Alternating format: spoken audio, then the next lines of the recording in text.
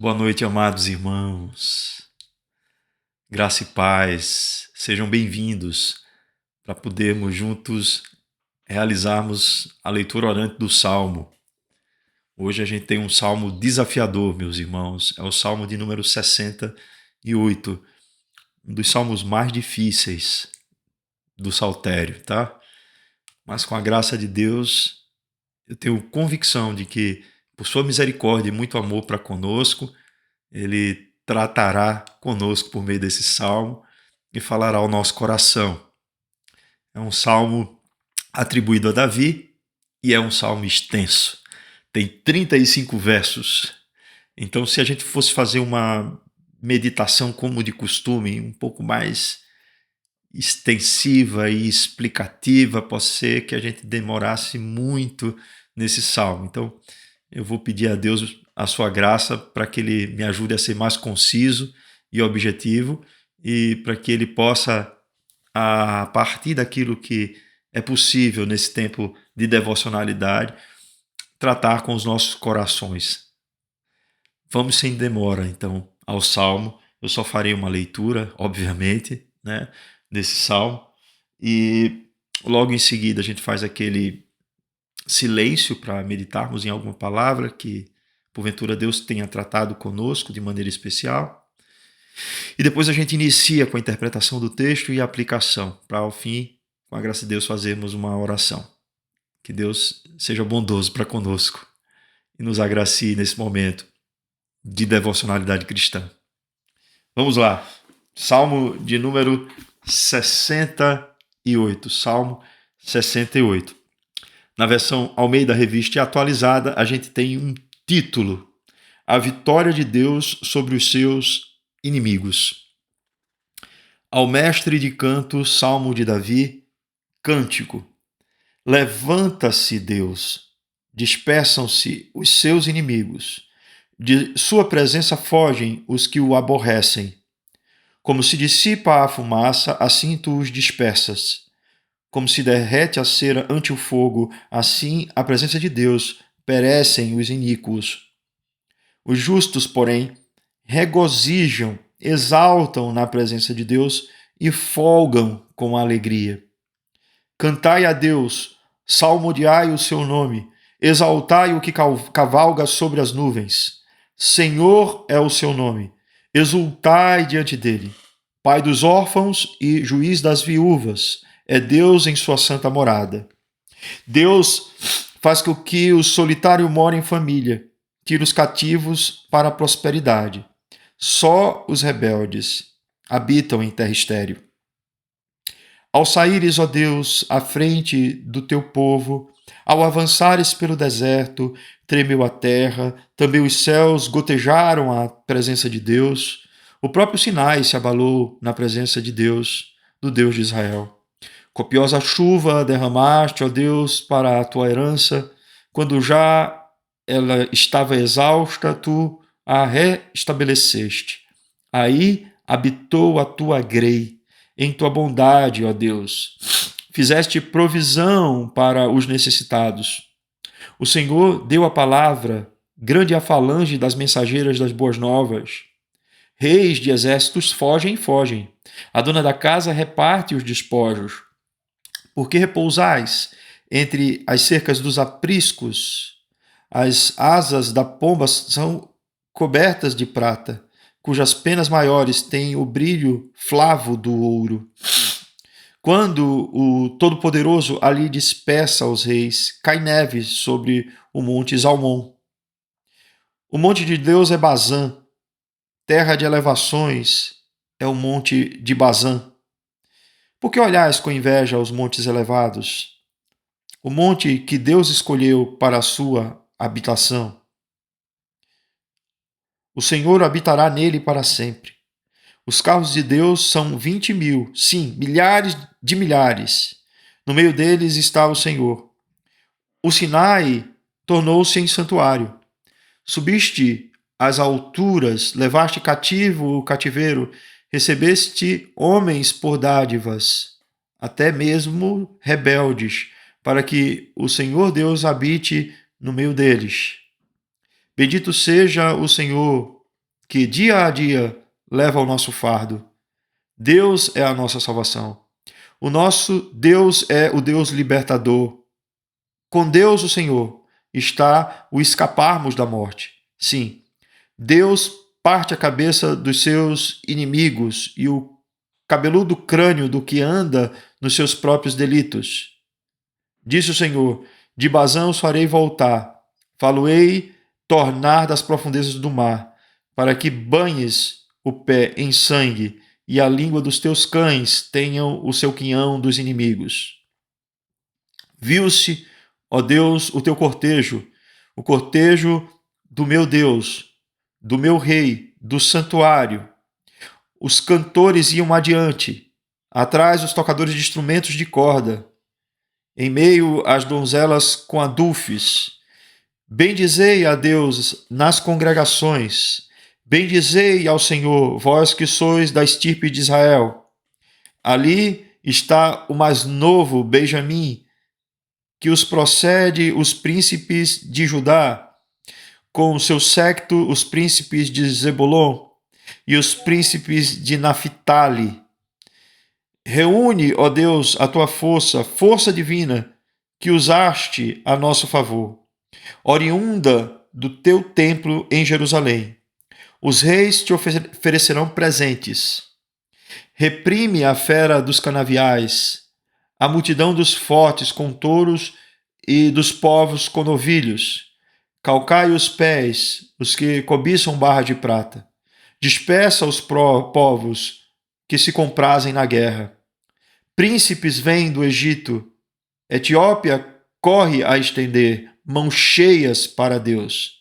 Reinos da terra, cantai a Deus. Salmodiai ao Senhor, àquele que que em cima os céus da antiguidade. Eis que ele faz ouvir a sua voz, voz poderosa. Tributai glória a Deus, a sua majestade está sobre Israel, e a sua fortaleza nos espaços siderais. Ó Deus, tu és tremendo nos teus santuários, o Deus de Israel. Ele dá força e poder ao povo. Bendito seja Deus.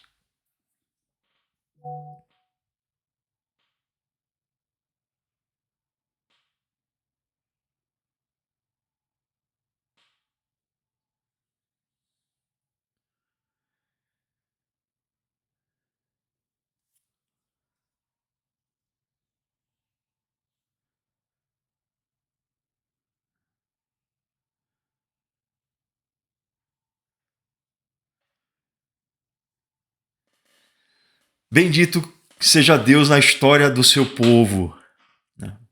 Queridos irmãos, temos um salmo extenso e complexo. É um salmo que é atribuído a Davi e ele tem características de ser um cântico, um salmo a ser utilizado em louvores próprios da liturgia do povo de Israel. O que temos aqui é um salmo que não cabe em gêneros literários, que estamos acostumados a definir para que a gente possa fazer a análise deste texto. Porém, esse salmo ele tem características que precisam ser trazidas à tona antes de qualquer tipo de interpretação que vamos dar ao texto. Primeiro, esse salmo ele remete à ideia da Arca da Aliança e de como ela era conduzida na peregrinação do deserto, desde o Sinai à Terra Prometida.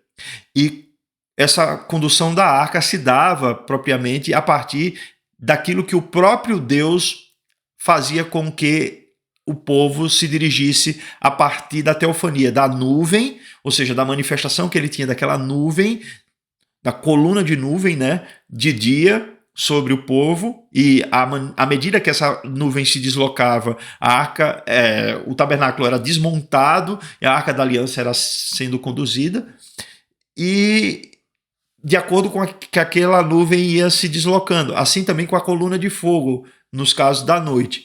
Então a gente tem aqui uma expressão dessa peregrinação, que é muito mais além do que a peregrinação, simplesmente ele conta a história. Esse salmo ele serve para contar um pouco dessa história. dessa peregrinação, daquilo que Deus operou. É um pouco da história de Israel, que deixou o cativeiro egípcio e se dirigiu até a terra prometida de Canaã. E a gente tem aqui elementos que são importantes para que a gente possa entender o Salmo, né? A gente deve lembrar que Deus, assim, nesse percurso, ali no Sinai, se manifestou, entregou a Moisés sob essa tutela do povo, né? Moisés recebeu as tábuas de Deus da aliança com os 10 mandamentos. Não somente isso, recebeu o modelo do tabernáculo, de como Deus deveria ser cultuado, e foi o condutor até uma certa parte dessa peregrinação, que depois o bastão foi passado para Josué, e daí a terra foi conquistada, a terra de Canaã. A gente tem essa expressão dentro desse salmo, nos fazendo compreender esse salmo de uma forma muito mais relacionada aos feitos de Deus no meio do seu povo, ou através do seu povo, a gente pode dizer assim. Então a gente tem esse antecedente histórico que nos faz lembrar de Moisés, né? Tá lá em Números, no capítulo 10, versículo 35, sobre essa condução da Arca da Aliança. Nos remete também àquele momento em que a arca foi reconduzida por Davi ao tabernáculo, né, lá no Monte Sião, a arca que estava na casa de Obed, né, Edom, e foi levada a Jerusalém com grande alegria. Então a gente tem esses momentos votivos ou festivos, né, em que a arca estava ali presente na liturgia do povo de Deus. O que a Arca da Aliança representava? Eu sei que os irmãos lembram, era um objeto que era tipo um baú. Dentro desse baú tinha a tábua com os 10 mandamentos, né, as tábuas da lei, tinha a vara de Arão que floresceu, tinha o maná, era uma peça de ouro que tinha na sua tampa um conjunto de obra de artífice de 2 querubins cujas asas se tocavam, e sobre abaixo dessa escultura dos querubins, que eram de ouro, tinha uma tampa que se chamava propiciatório.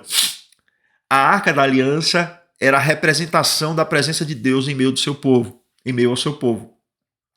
E ela ficava dentro do tabernáculo, naquele lugar que era conhecido como lugar santíssimo. Então a gente tem aí, assim, dentro da perspectiva histórica, cultural do povo de Israel, a importância desse elemento. Então a arca era erguida, né, após ser desmontado ali o tabernáculo, e o povo saía com essa arca, conduzindo essa arca até que a nuvem parasse em um determinado outro lugar e aí estabelecessem o acampamento. E se montava ali o tabernáculo para se prestar culto a Deus. Então a gente tem todos esses detalhes que parecem ser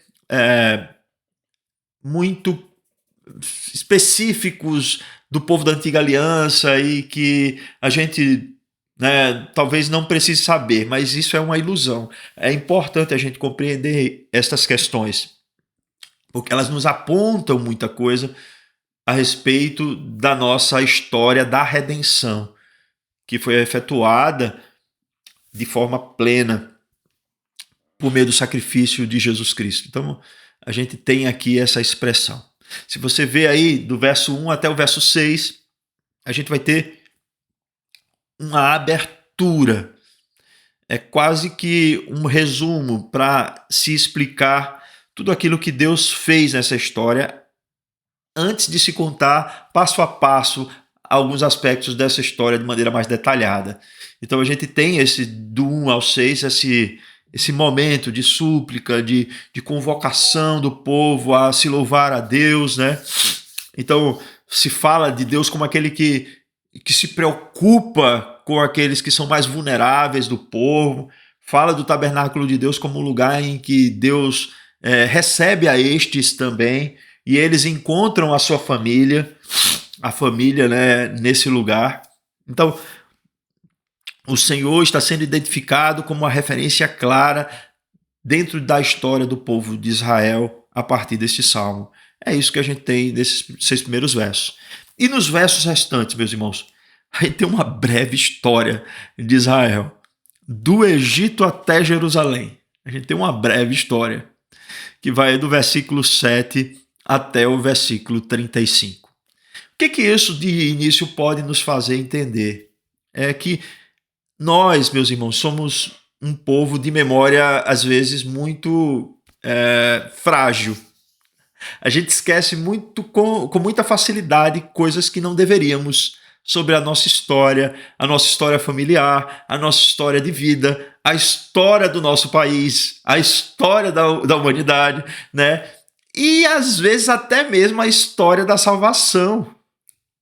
A gente tem essa dificuldade com os aspectos históricos. E eu não estou dizendo que a gente precisa ser nós precisamos ser historiadores, né? Como o reverendo Alderir, por exemplo. Não, a gente não precisa ter esse nível, né, de formação acadêmica para que a gente possa entender toda essa história. Mas é válido a gente criar modos para que essa história seja resgatada, para que a gente não esqueça dessa história. E falando de modo muito específico, né, eu estou falando da história da redenção. A gente precisa ter, meus irmãos, o mínimo de conhecimento para que a gente possa entender que Deus é um Deus que age na história da humanidade. É um Deus que entrou na história da humanidade, na pessoa do seu Filho Jesus Cristo. É um Deus que propiciou a nossa salvação por meio da sua presença entre nós. Ou como disse João no seu evangelho, o mundo que andava em trevas viu se manifestar uma grande e maravilhosa luz. Está falando de Jesus, do Verbo que estava com Deus, o Verbo que é Deus, né? Desde o princípio, e que todas as coisas foram feitas por Ele, e sem Ele, nada do que foi feito se fez. E não só isso, né? Quando a gente vai para João, no capítulo 1 ainda, no versículo 14, se diz que o Verbo se fez carne e habitou entre nós. E essa palavra é muito marcante, porque ela nos faz entender que no escrito original, que Jesus Cristo tabernaculou entre nós, fez a sua tenda entre nós, fez a sua habitação entre nós. O que nos faz clara referência à história da redenção dentro da nossa história humana. Aquilo que na eternidade já havia sido pré-determinado foi posto em prática no espaço-tempo.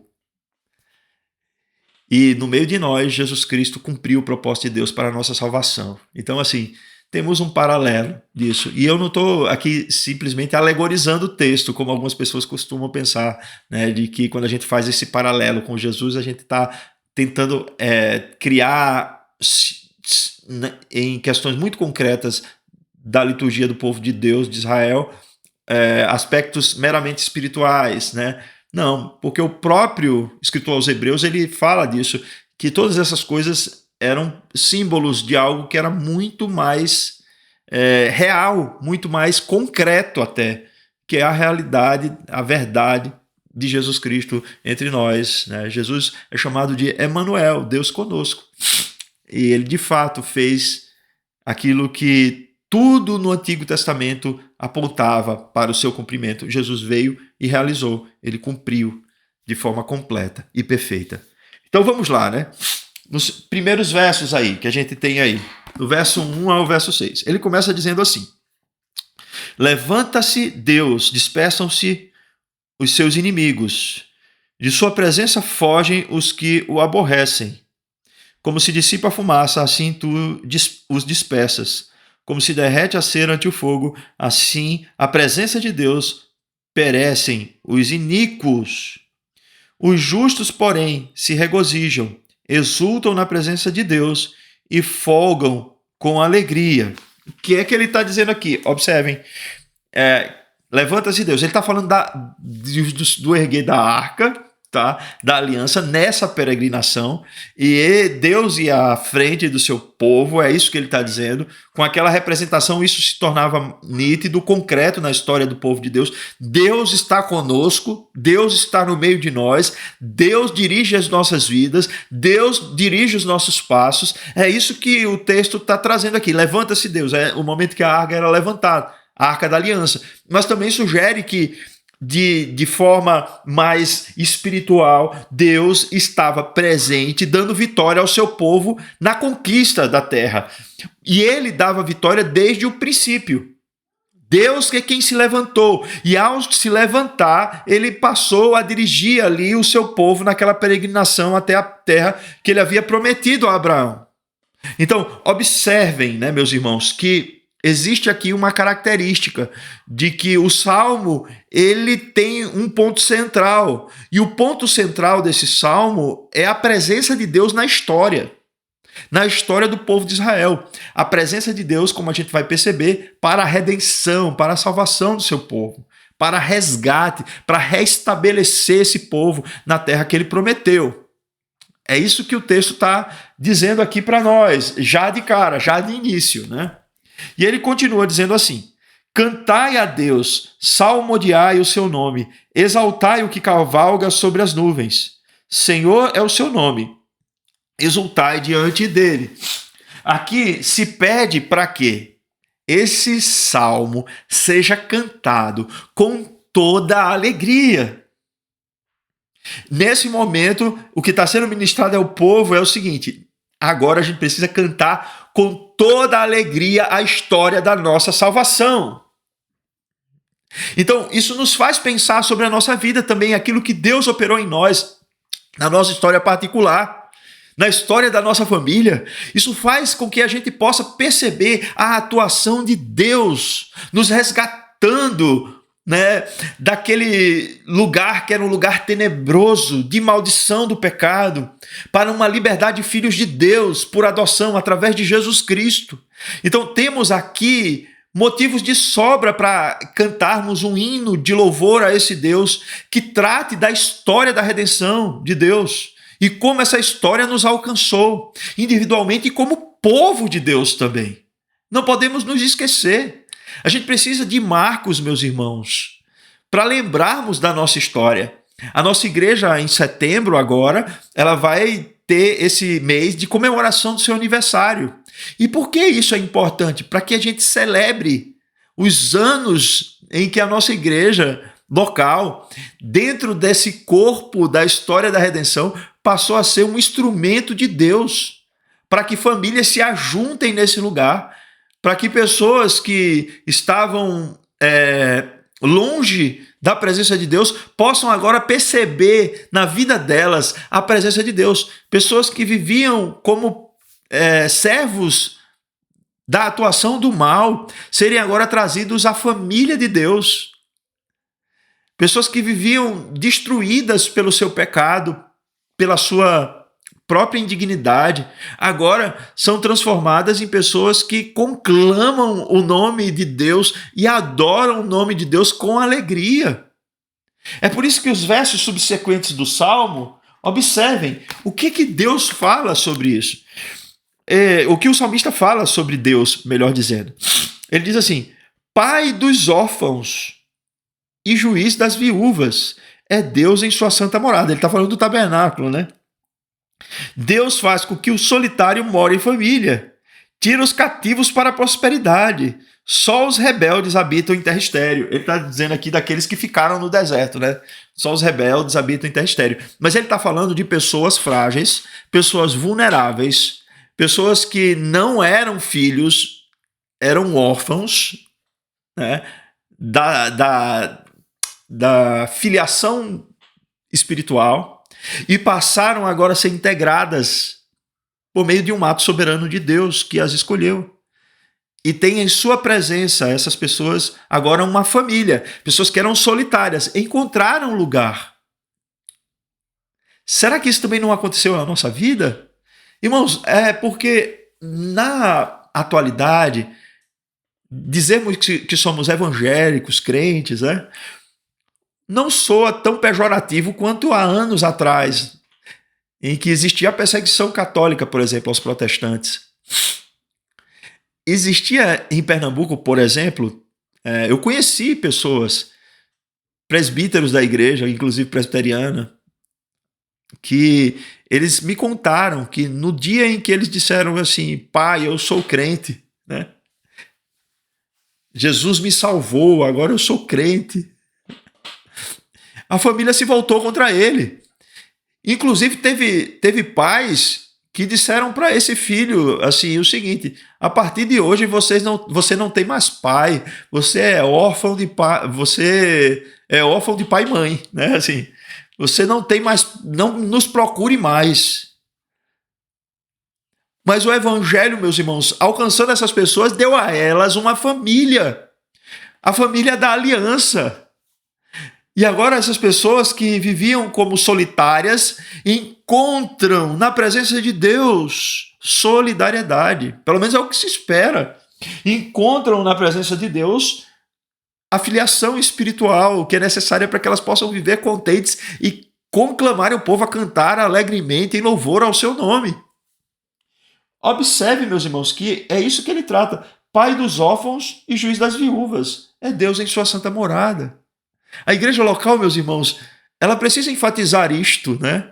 Eu, quando trouxe na escola bíblica dominical meditação sobre o estudo do credo e tratei de que Deus é Pai, eu falei que Deus é o Pai que está acima de toda a paternidade, né? Porque Ele é o Pai perfeito, Ele é o Pai que, por meio de Cristo Jesus, trata-nos como filhos por adoção, mas Ele nos trata com amor, com zelo, de forma graciosa, misericordiosa, bondosa para conosco. Temos sim em Deus, por meio de Cristo Jesus, a restituição de todos as faltas que a paternidade humana não conseguiu cumprir na nossa vida. Então Deus, Ele é esse Pai que acolhe os que estão sem pai, mas que agora, por meio de Cristo, se tornam seus filhos. Acolhe as viúvas, aquelas que perderam seus maridos. E naquele contexto de sociedade, assim, a viúva era uma pessoa que ficava sem qualquer tipo de condições de se manter. E ele está dizendo aqui que Deus, ele é juiz das viúvas, defende a causa delas. Deus, ele trata com essas pessoas, né? Esse seria um salmo, assim, por exemplo, nesse texto aqui, que alguém poderia pegar esse trecho com viés ideológico de esquerda para fazer luta de classes, né? Mas não é esse o propósito do texto. Ele está falando da história da redenção. Falar sobre aqui, por exemplo, sobre justiça social como um sistema ideológico, político, etc. Não, ele está falando aqui que Deus é esse Deus, que não importa quem sejam essas pessoas. Deus, quando em Cristo Jesus essas pessoas são acolhidas, essas pessoas elas passam a ter nele condições de viverem uma vida renovada em sua santa presença, para que elas possam ter esse acolhimento familiar com os irmãos em Cristo. É isso. Vamos adiante, né, meus irmãos, que esse é um salmo longo. E o 7, ele já começa aqui a falar sobre essa história do povo de Deus. Ele começa a dizer assim: ao saíres, é como se ele estivesse começando inicialmente, daquele ponto de partida que a arca é levantada, tá? Mas só que ele está falando já antes disso acontecer, porque no Egito a presença de Deus já existia, né? Deus foi quem chamou a Moisés. Deus foi quem levantou Moisés como líder sobre o povo, né? Então, a presença de Deus figurada na arca já é anterior à arca.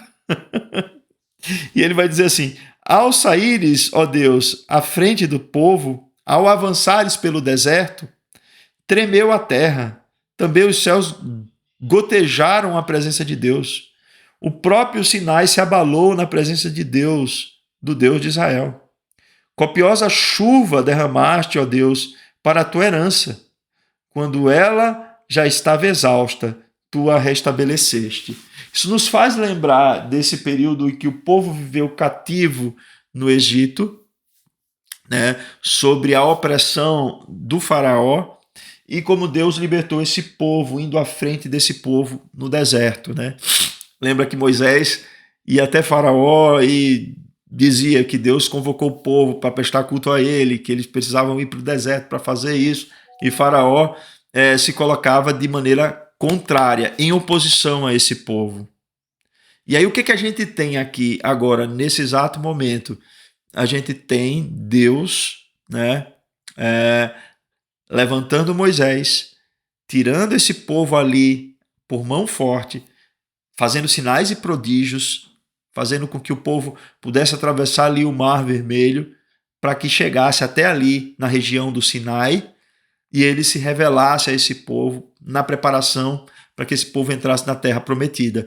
E nessa revelação veio por meio de Moisés a aliança dos 10 mandamentos, por meio da lei, que tratava sobre qual deveria ser a conduta desse povo quando entrasse na terra em que viviam os cananeus, jebuseus, heteus, heveus, que eram povos pagãos, né, que tinham culto a diversas divindades, eram politeístas, mas que eles precisavam se voltar à realidade da exclusividade da adoração a Deus. Então, Deus, ele veio para restabelecer esse povo, tirando ele da opressão do Egito e restabelecer esse povo na terra que ele prometeu. Então, esses são aspectos que a gente precisa considerar no Salmo. E Deus age assim na nossa vida, né, meus irmãos? Deus restabelece a nossa dignidade.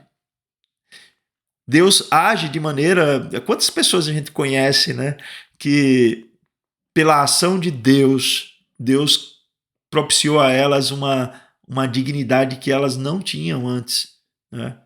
Uma dignidade humana mesmo, assim. Viviam escravas, muitas vezes, das drogas, dos delitos e etc. Todos nós vivíamos assim, como disse Paulo em Efésios, né? Mortos em nossos delitos e pecados. Tínhamos por pai o diabo, né? Ele fala isso. Então, Deus restabeleceu a nossa vida. E a gente pode olhar isso também na dimensão da história da redenção como um todo, vendo também que esse processo de redenção estará com os dias contados até uma consumação, onde Jesus Cristo virá entre as nuvens em glória, né? O leão de Judá, com o seu cetro para julgar as nações e para estabelecer um novo céu e nova terra. Então, assim, a gente tem também essa presença de Deus no curso da história, na história da redenção que nos alcançou como povo de Deus. E aí o texto continua dizendo assim: aí habitou, né, assim, a tua grei, ou seja, ali naquela região do Sinai, em tua bondade, ó Deus, fizeste provisão para os necessitados. Então a gente tem o seguinte, a gente tem dois momentos aqui que esse verso pode estar tratando. Aquele momento ali no Sinai, onde o povo ficou durante um tempo e Deus estabeleceu provisão na caminhada do deserto, com o exemplo do maná que caía do céu, né? Mas a gente também pode ter esse texto falando da terra já prometida. Mas se a gente está pensando aqui numa contextualização histórica, é possível que esse texto tenha essas camadas mesmo, mas a gente pode pensar ainda no Sinai, tá? Ali o povo ali já no percurso para a terra prometida e Deus suprindo as suas necessidades. O que acontece conosco também, não é, meus irmãos? A gente enfrenta dificuldades, a gente sabe que vivemos num mundo fraturado pelo pecado. É óbvio que a gente precisa ser realista, a gente não pode ser idealista neste mundo, mas a gente não pode esquecer de que Deus é o Deus que nos sustenta. Então você, meu irmão, minha irmã, que esteja passando alguma dificuldade, lembre-se disso. Deus é o nosso mantenedor, Ele é o nosso sustentador. Devemos nos esforçar sim, devemos trabalhar, devemos do suor do rosto granjear o nosso pão e o nosso sustento, mas a gente não pode esquecer que é Deus que nos dá a saúde, é Deus que nos fortalece, é Deus que guia a nossa vida. Então, levar isso em consideração é importante, né? Aí ele continua dizendo no verso 11, observe aí, né? Assim, aqui ele já está falando de outras questões aqui. Vamos lá. O Senhor deu a palavra, grande é a falange das mensageiras das boas novas. Rei dos reis fogem e fogem, a dona da casa reparte os despojos.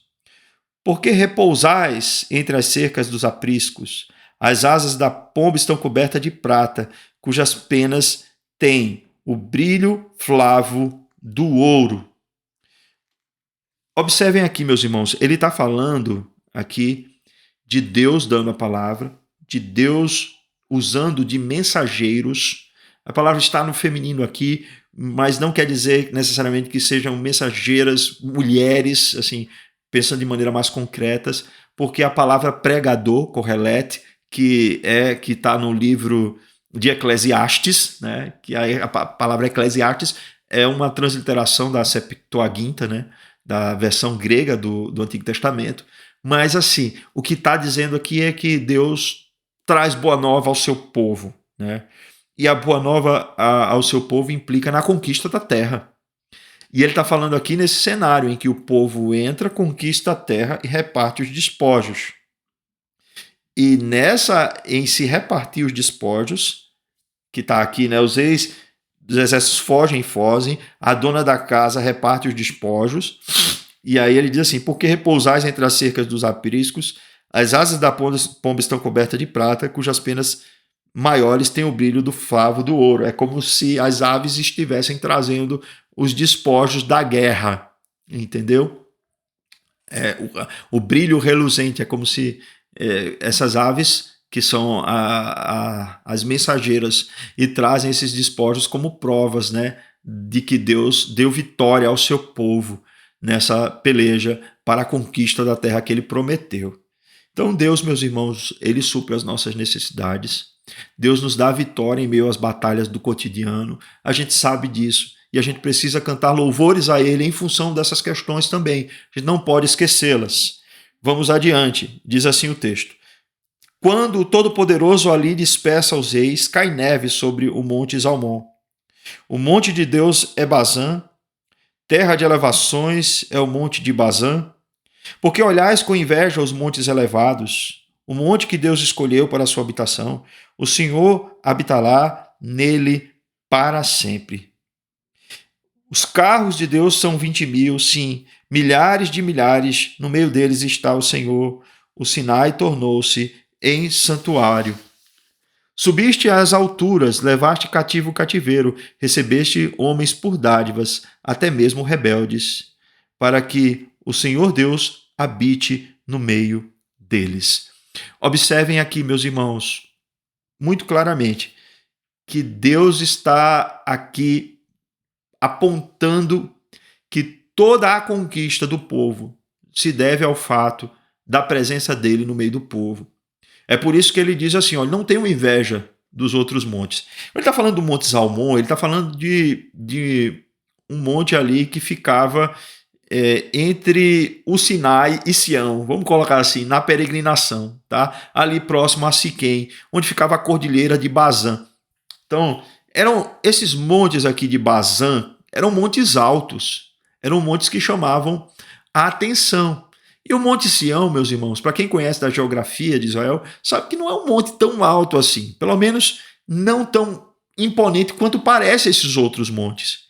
E o que Deus está dizendo assim? Ele está dizendo: olha, não se preocupem com isso, porque assim como no Sinai Deus fez dele a sua casa, o que vale não é o lugar ser alto, ou ser vistoso, ou ser, sabe, extravagante. O que vale é a presença de Deus estar no meio de nós. Então, assim como no Sinai Deus fez a sua casa, né? E Deus, por meio da sua presença entre o seu povo, fez com que o povo conquistasse a terra que ele prometeu. Não, o povo não deve ficar olhando com inveja para as riquezas das outras nações, para aquilo que eles possuem, né? Deve se voltar para Deus, ao lugar da presença de Deus, porque Deus subsiste às alturas. Ele leva cativo o cativeiro, recebe homem por dádiva, né? Até mesmo rebelde, para que o Senhor habite no meio deles. O mais importante não é a aparência, mas é a presença de Deus, sabe?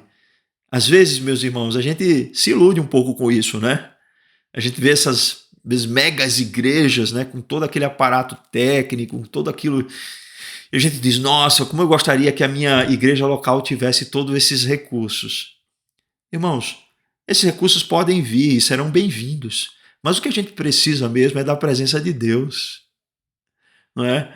A gente pode ter todos esses recursos e ser vazios da presença de Deus. Do que adianta termos esses recursos inteiros? O que é importante para nós é que Deus esteja presente em nosso meio, porque é Ele quem nos garante a vitória.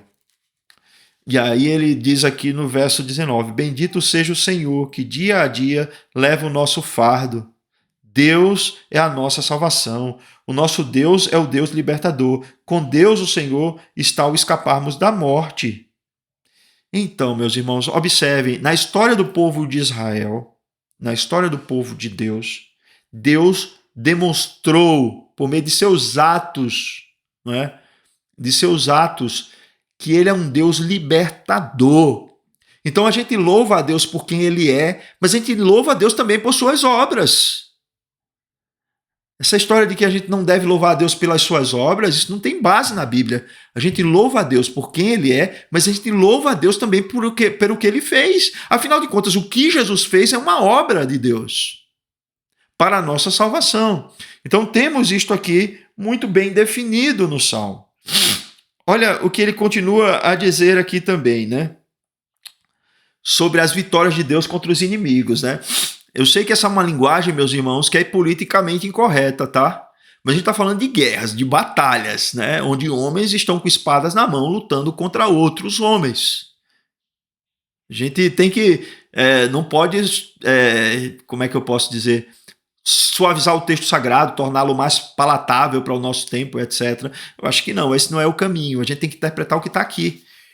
E ele detalha a vitória de Deus falando sobre como Deus venceu esses exércitos por meio das mãos do exército de seu povo.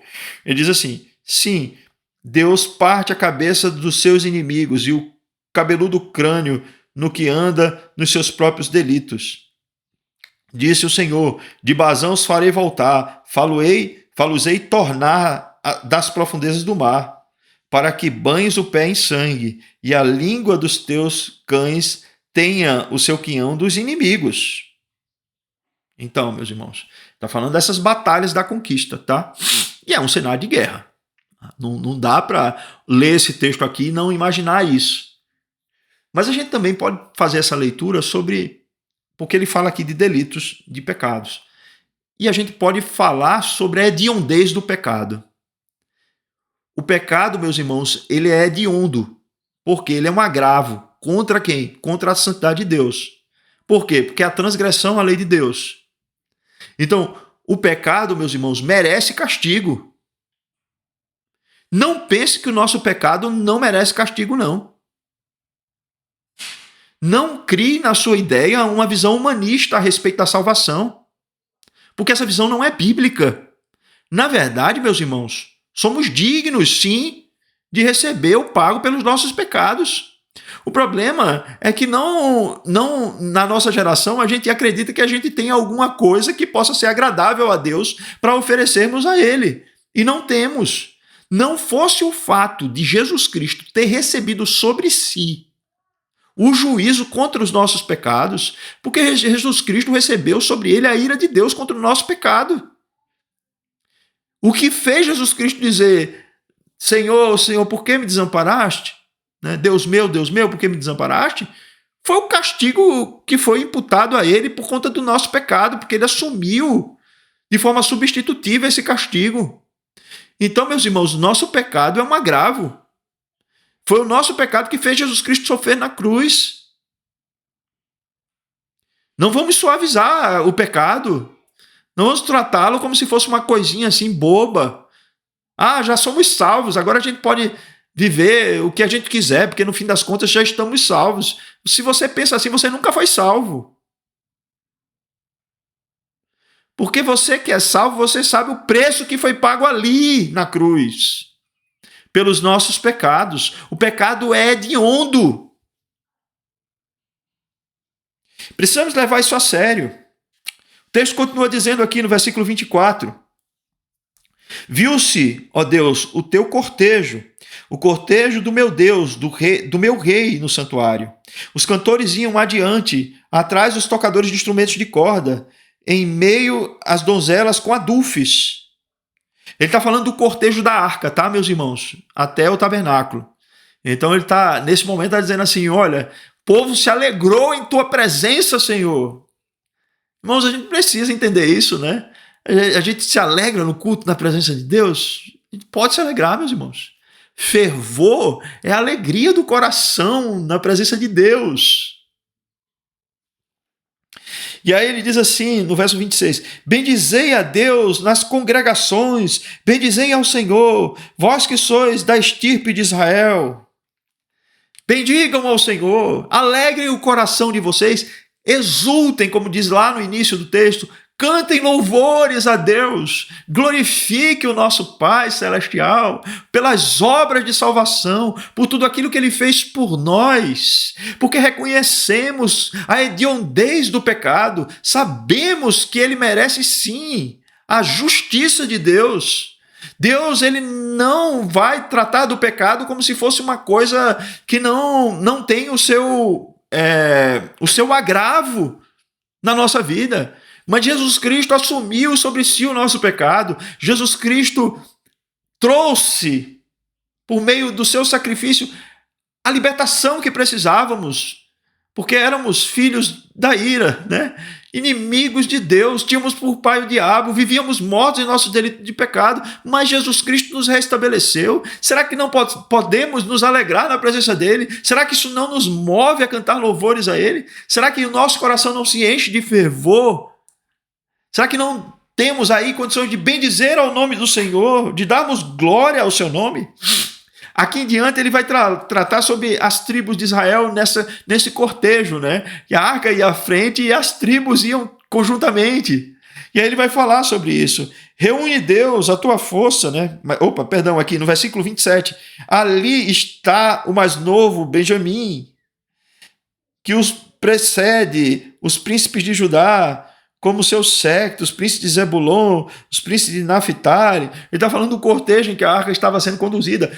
O que nos faz lembrar daquele momento em que Davi, né, trouxe a arca de volta a Sião, ao tabernáculo que estava lá, da casa de Obed-edom. Então a gente tem também esse momento aqui de exaltação e louvor ao nome do Senhor, com a presença do povo. E aí diz assim, reúne, ó Deus, a tua força, força divina que usaste a nosso favor, oriunda do teu templo em Jerusalém. E aí diz, os reis te ofereceram um presente, reprime a fera dos canaviais, a multidão dos fortes como touros e dos povos como novilhos. Calcai os pés os que cobiçam barras de prata, dispersa os que se comprazem na guerra. Príncipes vêm do Egito, a Etiópia corre a estender as mãos cheias para Deus. O que ele está dizendo aqui, meus irmãos? Ele está indo um pouco até além disso. Ele está falando já numa perspectiva de futuro, assim, de povos vindo em direção ao tabernáculo para também prestar a Deus adoração e louvor, trazendo assim ofertas a Deus, ofertas de ouro e de prata, enfim. Você percebe, meus irmãos, que essa característica, né, aconteceu naquilo que tipificava o Messias como ungido rei, né, do trono de Davi, com Salomão, né, mas que também apontava para Jesus Cristo e seu reino. Isso traz uma dimensão mais ampla para aquilo que a palavra de Deus tem esposado aqui para nós. A gente crê que Deus é quem vai reunir os seus filhos, né? A gente crê que Deus opera isso. A gente crê, e não tem como não crermos diferentes disso, porque somos assim. A gente que não era povo, a gente era gentil. A gente viu isso no salmo anterior, né? Fomos feitos povo de Deus para nos reunirmos perante a sua presença por meio de Jesus Cristo, de nações diferentes, né? De povos, de línguas diferentes. Me lembra, por exemplo, aquele momento em Atos dos Apóstolos, do eunuco se dirigindo a Jerusalém, né, como um prosélito, possivelmente, da rainha da Etiópia, de Candace, e Felipe, ele percebe que ele estava lendo ali o trecho do profeta Isaías e explica do que se tratava, porque aquele eunuco tinha dúvida a respeito do texto, e ele aponta para Jesus Cristo, trazendo ali uma revelação a respeito do Messias de Israel aguardado, e aquilo abriu os olhos daquele eunuco, né, daquele que já estava indo a caminho de Jerusalém para prestar a Deus as homenagens, o culto. Observem, meus irmãos, como Jesus Cristo ele passa a ser o centro da história, né? Ele é ungido, como vimos na escola bíblica dominical de domingo pela manhã, domingo passado. Falamos que Jesus Cristo ele assumiu em si, né, os 3 ofícios nos quais as pessoas eram escolhidas por Deus e ungidas para eles. É por isso que o nome Messias significa ungido, né, que é Cristo. Então, Jesus é o profeta, é o sacerdote, é o rei. Ele é o sumo sacerdote, segundo a ordem de Melquisedeque. Ele é o profeta que havia de vir substituir Moisés. Ele é o rei, né, da linhagem de Davi, cujo trono seria pela eternidade sem fim. Então, assim, a gente tem em Jesus Cristo essas características que fazem com que nós creiamos que ele é o Messias, que as profecias apontavam para ele. Ao final de contas, ele é o Rei dos Reis. E por meio de Cristo, muitas pessoas têm sido reunidas dos vários rincões desse globo terrestre para que se possa a essas pessoas prestar a ele um culto vivo. Não mais no templo, né? Porque aquele diálogo com a mulher samaritana é esclarecedor quanto a isso. A gente pode achar boba aquela pergunta que ela fez, onde se deve prestar culto, né? Mas Jesus Cristo deu um esclarecimento para ela que serve ainda para nós. Não é mais num determinado tipo de local, simplesmente, mas é na presença dele, na congregação dos santos, que o culto é prestado de maneira solene a ele. Então não é no monte, não é em Jerusalém, pode ser aqui em Jacareí, né? Pode ser ali no Jardim Nova Esperança. Estamos cultuando a esse Deus vivo. Aí ele diz assim no versículo 32, reinos da terra, cantai a Deus, salmodiai ao Senhor, aquele que em cima aos céus, os céus da antiguidade, eis que ele faz ouvir a sua voz, voz poderosa. Tributai glória a Deus, a sua majestade está sobre Israel, e a sua fortaleza nos espaços siderais. Ó Deus, tu és tremendo nos teus santuários, o Deus de Israel. Ele dá força e poder ao povo. Bendito seja Deus. Olha aqui. Não mais só o povo de Israel vai cantar alegremente louvores a Deus. Os reinos da terra vão cantar louvores a Deus. E essa profecia se cumpriu, meus irmãos. E se cumprirá de maneira plena, né? Quando Jesus Cristo vier para reinar na plenitude do seu reino. Isso acontecerá para a glória do seu nome. Os reinos da terra cantarão louvores, salmodiarão o nome de Deus. Falarão a respeito daquilo que são as obras poderosas do Senhor na nossa vida. A voz de Deus procede do alto. É uma voz poderosa. É uma voz que nos faz perceber a sua grandeza, o seu poder. A ele devemos tributar glória. A sua majestade está sobre Israel, está sobre o seu povo. E a sua força nos espaços siderais. Ou seja, não está só sobre Israel, está sobre todo o universo. E Deus escolhe no meio deste universo, no meio do globo terrestre, vamos colocar aqui, pessoas para lhe prestarem um culto nos seus santuários. E ele dá força e poder ao seu povo. Bendito seja Deus, bendito seja Deus, bendito seja Deus. Meus irmãos, eu sei que foi um pouco corrido devido ao tamanho desse salmo, né? Mas vamos agora fazer uma oração em louvor ao nosso Deus. Santo Deus, Pai querido e todo-poderoso, nós queremos te dar graças, porque tu és um Deus que intervém na história. Tu és um Deus que intervém na história do teu povo. Tu és um Deus que opera as maravilhas e por tuas obras os prodígios que tu tens operado para a nossa libertação são tantos, Senhor, que precisamos lembrar da história da redenção, precisamos lembrar dos teus feitos, que nós que vivíamos, Senhor, desolados, oprimidos, como que no Egito dos nossos pecados e da nossa velha vida, fomos chamados pela ação soberana do teu Espírito Santo para que pudéssemos te prestar um culto. Fomos atraídos, como diz o profeta Oséias, para o deserto. E ali, Senhor, tu te manifestasse a nós. É no meio, Senhor, desta peregrinação que é o deserto, no meio desta peregrinação que ainda vivemos da nossa existência, que tu tens te revelado a nós, a cada um de nós, de maneira graciosa, por meio do teu Filho Jesus Cristo. Foi por meio dele, Senhor, que tu nos concedeste a salvação, a libertação dessa opressão que nós vivíamos. É por meio dele, Senhor, que tu nos tens conduzido graciosamente nessa peregrinação desta vida. É por meio dele, Senhor, que tu tens nos capacitado sobrenaturalmente para vencermos os nossos inimigos. E os inimigos, Senhor, são em 3 grandes eixos. Existe, de fato, o príncipe das potestades do ar, o diabo e suas hostes malignas que empreendem contra o teu povo, mas é debalde, porque a tua palavra diz que as portas do inferno não prevalecerão contra a tua igreja, então a tua igreja marcha. Existe também, Senhor, o sistema corrompido deste mundo, que tenta por hora, Senhor, nos fazer esquecer das suas promessas e dedicarmos o olhar só para as coisas daqui, Senhor. Ajuda-nos, Senhor, para que isso não sufoque a boa semente que foi semeada nos nossos corações, para que possamos olhar para o alto, crendo, Senhor, na tua provisão para a nossa vida. Tu és aquele que nos acolhe, Senhor. Tu és, sim, Senhor, o pai dos órfãos, o juiz das viúvas. É aquele que tu nos traz para perto de uma família, da família da aliança, para não vivermos solitários, mas que possamos nos reunir, congregarmos juntos e na tua presença te prestar culto e louvor.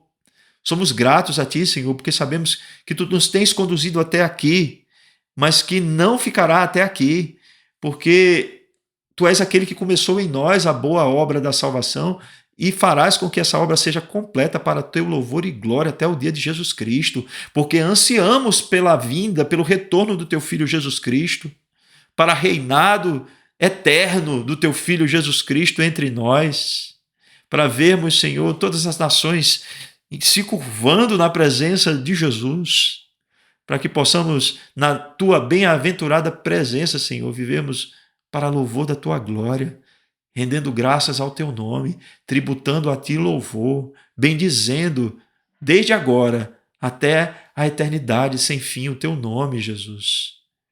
Queremos te agradecer pela obra que tu operaste em nossas vidas e queremos te louvar por tudo isso.